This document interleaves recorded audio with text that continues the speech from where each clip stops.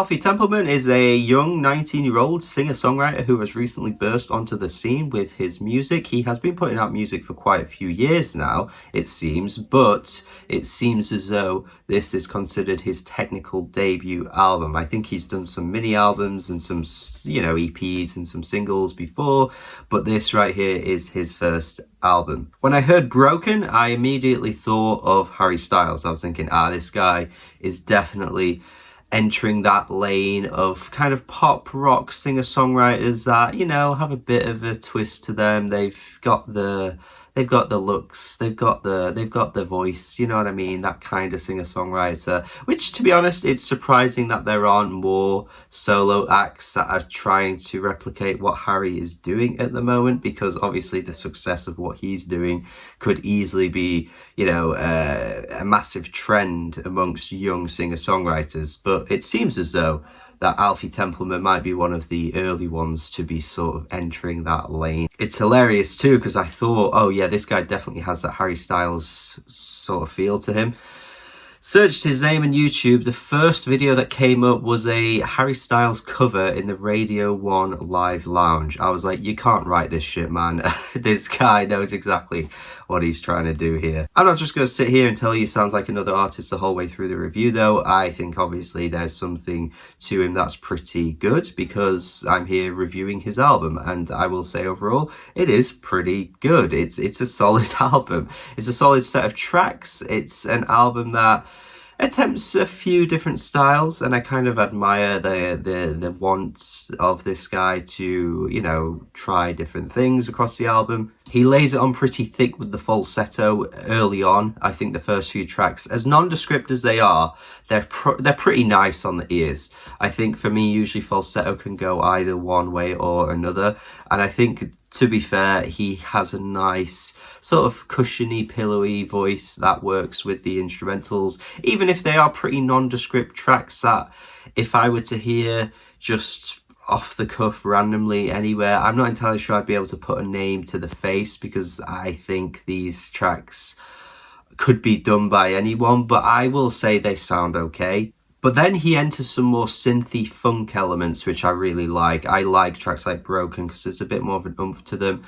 There's a bit more of a dancey pop feel. I think the synthy funk elements actually work in his favour and give him quite a nostalgic throwback feel, but also sounding pretty modern too, not like he's just trying to make music that sounds old or anything like that.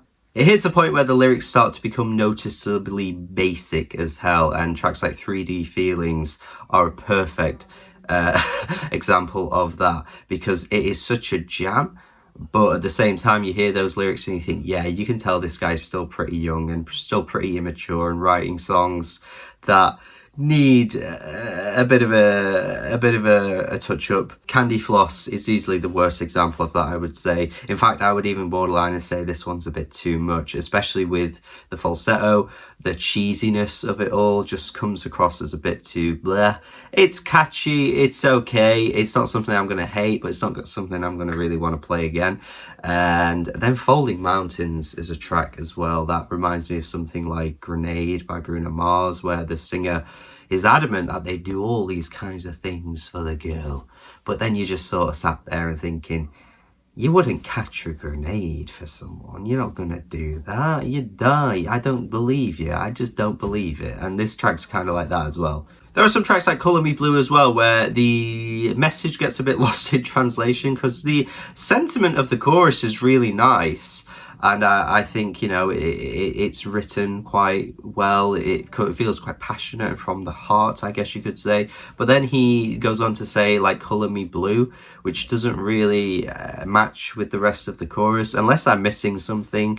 But the usual definition of Colour Me Blue doesn't really match what he's saying on the chorus at all.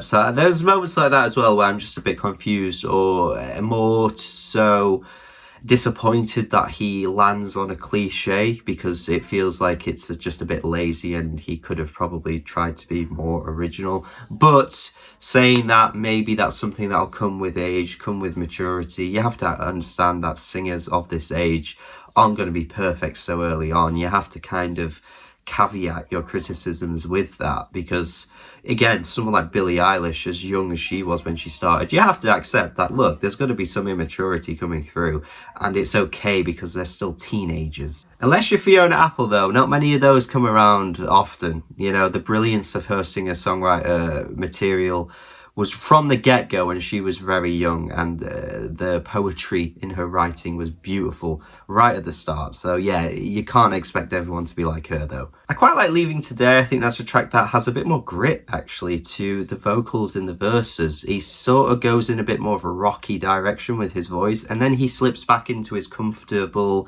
falsetto singing on the chorus. It sounds all right, like it's a decent track. I was just kind of ready for him to branch out and give us something a bit more gritty, but then he just kind of settles into what he's already good at, which is okay. Take Some Time Away is probably one of the more impressive tracks from a production standpoint, because the track has like some really swelling orchestral music going on. Like, it's really nice and matches his voice well. Reminds me of something Last Shadow Puppets would do, honestly. And to be fair, there are quite a few moments on this album where he is throwing it back a little bit to some of those 2000s pop artists and other kind of indie rock, indie pop artists on this album too. So I wouldn't even be surprised if he pulls some influence from a band like that and many other bands and acts from the 2000s, because it sort of gives me the impression that he lived on some of that music when he was younger, and he's trying to channel that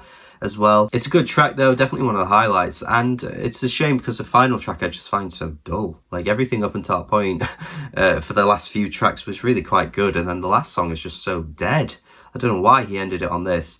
But overall, I mean, with every positive there comes a slight negative with this album. It's an early days album in a singer-songwriter career. It's got its influences right on its sleeve that you cannot avoid, and they're so obvious. But with that being said, it's a solid debut, and with time, with progression, I think this guy could actually give some really good material to the world and probably get more and more popular. I could see it. This guy's got an appeal to him that I think will cross over for a lot of people. I'm gonna go 6.5 out of 10. I think it's a solid album.